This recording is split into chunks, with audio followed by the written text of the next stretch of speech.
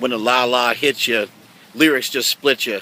Head so hard that your hat can't fit you.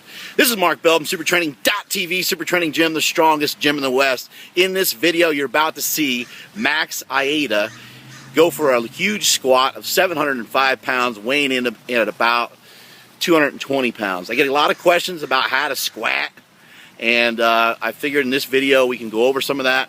Max Aita is a very proficient squatter, so pay close attention. He does make an error or two in this squat in particular, but this guy has hit a 705 squat in competition before, weighing 220 pounds, so he knows what he's doing when it comes to squat. He was also a very accomplished Olympic lifter.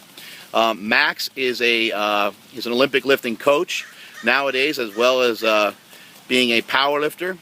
He trains people at a CSA gym up there with Jesse Burdick. You can Google Max Aita if you want to try to search around for him, but he is one of the best coaches, if not the best coach in all of California when it comes to Olympic lifting, Oli lifting.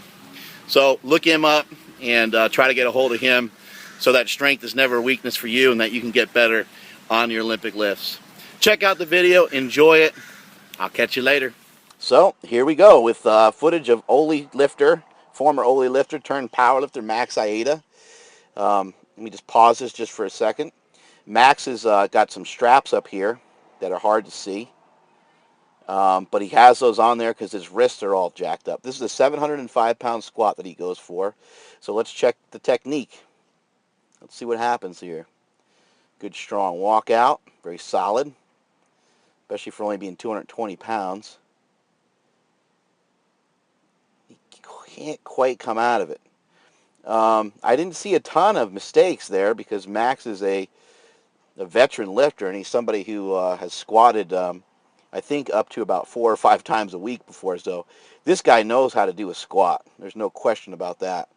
But let's see if we can kind of hyper-analyze it here a little bit and see what shit we can see to help fix some things up. Now, I'm not a big fan of tilting the pelvis back, which he's doing slightly before he went into his descent. I do like that he's being aggressive with his squat. He's getting down pretty fast. One of the reasons I don't like that is I don't like you curl your tail back, and then it's kind of hard to get your hips back underneath you, as you'll see as he gets to the bottom of this lift. We got it in slow-mo. As he gets here, he should be thumping those knees out real hard this way, so he can stay a little bit more upright, have his hips in a little bit better position. But because it forces hips back already, they're somewhat taken out of the lift, in my opinion. And that's not for all lifters, but Max kind of walks around in a constant overextension, detention state all the time with his booty. He's like he's trying to booty clap all the time or something. Anyway, that's disgusting. But here he goes as he comes back up. He said he strained something in his oblique, and that made him lose concentration. He just didn't have enough gas to get through that. His hips just weren't in the proper position to help get him out of that squat. So again, as you get into overextension, what happens a lot of times is your back will go back into flexion. Overextension is being too arched.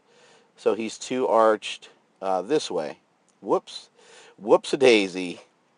I'm sorry about the retardedness. He's too arched this way. And you don't want to be too much this way either. So you can put a little head on there. Will that work? Arms, legs. Okay, that's not going so good. Anyway, you get the picture here. When you're too overextended, when you're arched too much through here, a lot of times you're going to end up rounded over. You're going to end up in flexion. So you want to keep the spine a little bit more neutral. And he gets rounded right about here. He's got the little bit of the dog crapping on the front lawn look going now as he gets into this spot right here. His hips are just too far out of the picture now, and it's kind of a done deal. So driving those knees out would have really probably saved him.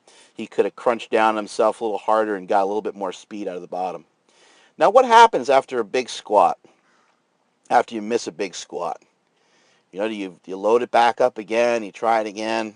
Do you get sad, sit in the corner?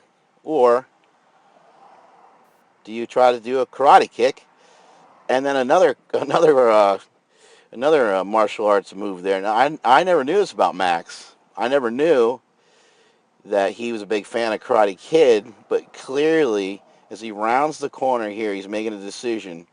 Here he comes. He's pissed. He's like, I hurt myself. I just missed a lift. The best part is, let's back it up even further. The best part is the only person that cares about this lift is this guy right here.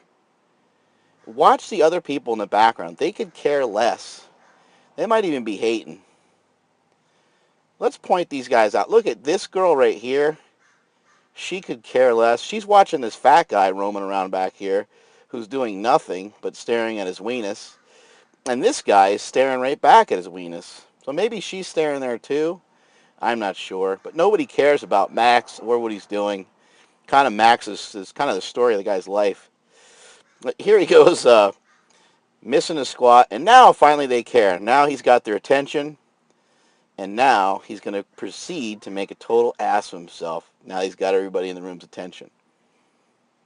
And so here comes the karate kick. Let's slow it down. Wah-ya! Whoosh. I'm not really sure what that second move was. I mean, it looked like... This kind of looks like a standard, like kick in the nuts, maybe. But he misses, which probably hurt his knee. That probably killed. It's almost a little bit like a Michael Jackson type thing, too. And then the rage continues onward, and he does this weird throw, which I'd imagine probably hurt his rotator cuff too. But that almost looks like Taekwondo. Look at how he. Let's examine this a little further, because this might be a very, very dangerous individual. Watch the leg sweep that's involved, and then he generates some torsion and torque through the hip. And then he gets a lot of whip on this hand, which you wouldn't think he'd be able to get a lot of torque and whip from, but he sure does. He chucks that thing like it weighs 10 pounds. Look at that. See how he stepped through? You guys see that? Let's back it up. Watch this. Watch the step through. Boosh. The step through. Wham. And the power through the hips. I mean, could you imagine if he went up to you and pushed you like that? You'd probably die. Strength is never a weakness, and that is it from supertraining.tv.